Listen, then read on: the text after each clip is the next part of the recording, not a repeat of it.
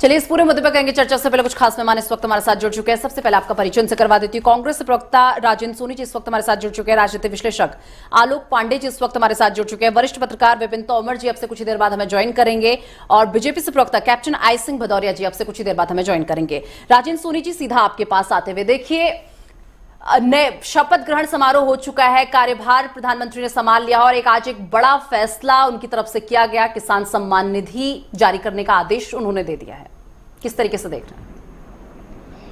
देखिए, किसानों के लिए कोई भी कार्य मोदी जी ने किया है और अपना कार्यभार संभालते ही किया है, हम इसका स्वागत करते हैं।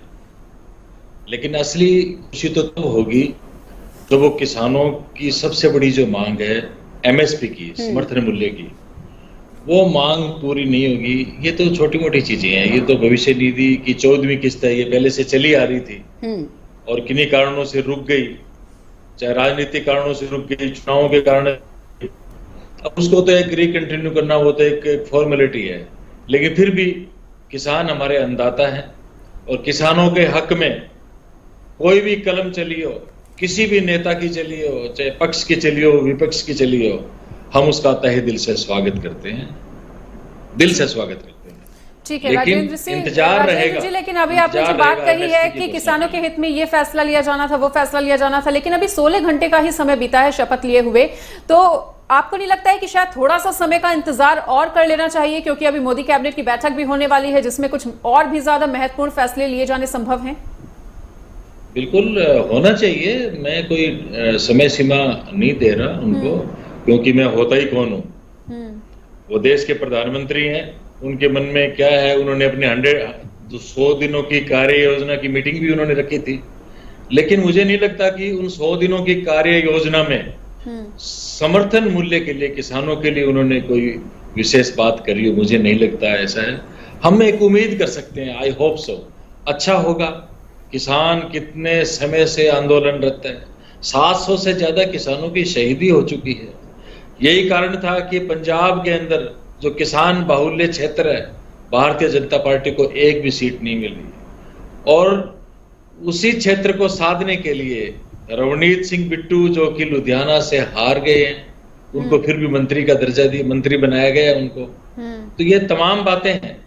मुझे लगता है हमें प्रधानमंत्री जी को इस बारे में जरूर सोचना चाहिए। मेरा सॉफ्ट कॉर्नर हमेशा से किसानों के साथ है, इसलिए नहीं कि मैं पैसे से किसान हूं, बल्कि इसलिए कि वो देश के अन्नदाता हैं और मैं उनका सच्चे दिल से सम्मान करता हूं। ठीक है राजेंद्र जी, और कैप्टन आई सिंह भदौरिया जी भी हमारे साथ बीजेपी से जुड़े हुए हैं, उनका रुख करते हुए कैप्टन आई सिंह जी, तो आज ठीक है, तो अभी कुछ ही देर में वो जुड़ेंगे और हमारे साथ विपिन तोमर जी वरिष्ठ पत्रकार के तौर पर जुड़े। माफ कीजिएगा, विपिन तोमर जी भी अब से कुछ ही देर बाद हमारे साथ जुड़ेंगे। आलोक पांडे जी लगातार हमारे साथ बने हुए। आलोक पांडे जी, जिस तरीके से बात कर ली जाए, देखिए कल शपथ ग्रहण समारोह हुआ, उसके बाद आज पहला ही फैसला आ गया है, पहला दिन है आज कार्यभार संभालने के बाद। इस बड़े फैसले को किस तरीके से देख रहे हैं? और एक छोटा सा रिएक्शन, अभी राजेंद्र सोनी जी कह रहे थे कि ये छोटी मोटी चीजें, जो फैसला आज आया था, अभी उन्होंने साफ तौर पर कहा कि छोटी मोटी चीजें हैं, जिस दिन एमएसपी पर बात होगी उस दिन कुछ और बात करेंगे करके।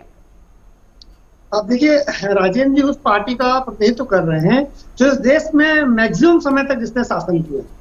क्या जब ये मैक्सिमम समय तक सत्ता में थे, ये एमएसपी लाए, भारत में एमएसपी उन्होंने दिया?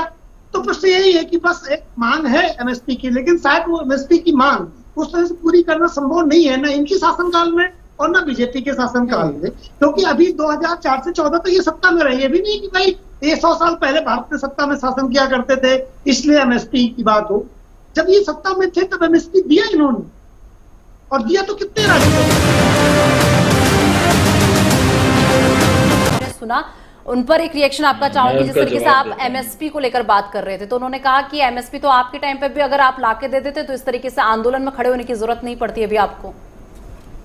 देखिए, आलोक पांडे जी का आपने जो परिचय दिया था राजनीतिक विश्लेषक के रूप में, आप उनका परिचय देते हैं भाजपा प्रवक्ता के रूप में, तो मुझे ठीक है। सोनी जी, मुद्दे पर आइए प्लीज।